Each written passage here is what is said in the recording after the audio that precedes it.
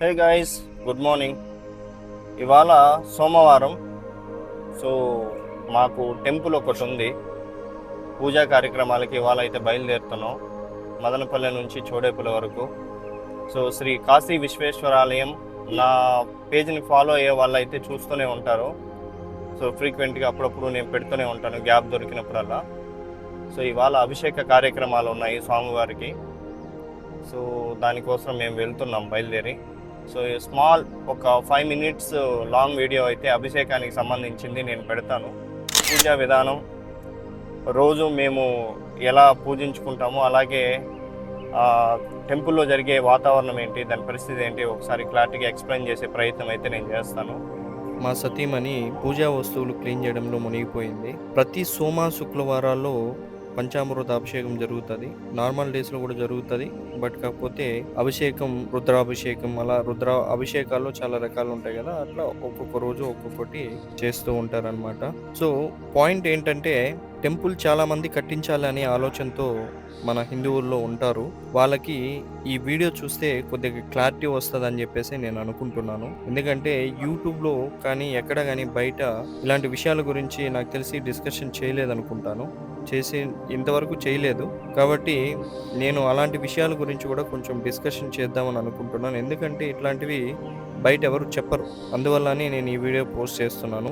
Temple కట్టించాలి అనే ఉద్దేశంతో చాలామంది దాతలు అయితే ఉంటారు. నేను వాళ్ళకి ఇచ్చే సజెషన్ ఈ పూర్తి వీడియో చూసే లోపల మీకే అర్థమవుతుంది. టెంపుల్ కట్టించడం 1 లక్ష, 2 లక్షలు, లేదు ఒక 10 లక్షలు, లేదు ఒక 20 లక్షలు, 40 లక్షలు, ₹1,00,00,000 మీకున్న స్తోమతలో మీరు కట్టిస్తారు. బాగా ఆల్రెడీ వెల్ సెటిల్డ్ ఫ్యామిలీ అయితే దీంట్లోకి దిగడానికి ప్రయత్నించండి.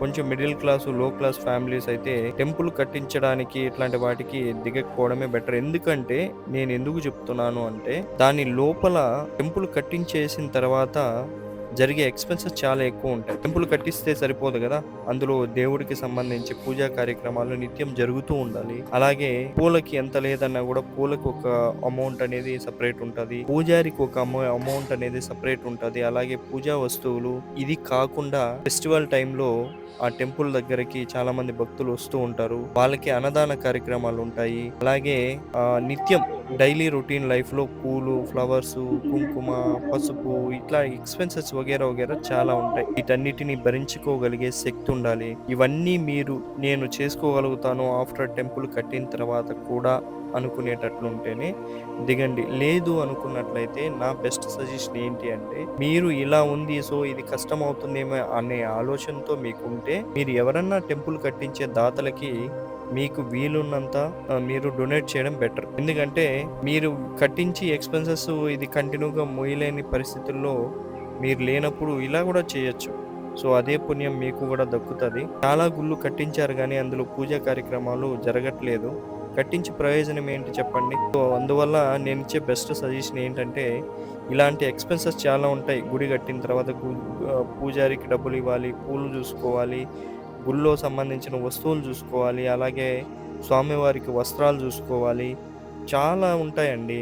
కాబట్టి నేనేమంటానంటే, గుడి కట్టించాలి అనే ఆలోచన ఉన్న దాతలు ఈ వీడియో చూసుకున్నట్లయితే కొద్దిగా క్లారిటీ వస్తుంది. లేదు మేము పెట్టుకోగలుగుతామండి, మాకేం ఇబ్బంది లేదు అనుకున్నట్లయితే బ్రహ్మాండంగా దిగండి, ఆనందంగా చేసుకోండి, ఇబ్బంది ఏం లేదు. కొత్తగా కట్టించాలి, మొన్న నాకు ఫేస్బుక్ ఫ్రెండు ఇలా పరిచయం అయ్యి ఇబ్బంది పడి, అతనికి ఎలాంటి ఫైనాన్షియల్ ప్లానింగ్ లేకుండా చాలా ఇబ్బంది పడి ఫోన్ చేసి ఎట్లా అన్నా ఏం చేయాలి అని అడిగాడు. కాబట్టి ఇలా చాలా మంది ఎవరైనా ఉన్నారేమో అని చెప్పి నేను ఈ వీడియో చేస్తున్నాను. ఎందుకంటే అవగాహన చాలా ఇంపార్టెంట్. ఇబ్బందులు పడడం కన్నా ఉన్నంతలో చూసుకోవడం బెటర్. మన హైందవ ధర్మంలో ఎంతో మంది ఋషులు, పండితులు, వేదాలు, చాలా ఉపనిషత్తులు ఇలా చాలా ఉన్నాయి కదా. వీటి వల్ల ఏం నేర్చుకున్నాడు మానవుడు అంటే, ఇప్పుడు కలియుగంలో ఎక్కడైతే నాకేమొస్తే మీ ఇంటికి వస్తే ఏమి ఇస్తావు, మా ఇంటికి వస్తే ఏం చేస్తావు అనే లెక్కన అయిపోయారు.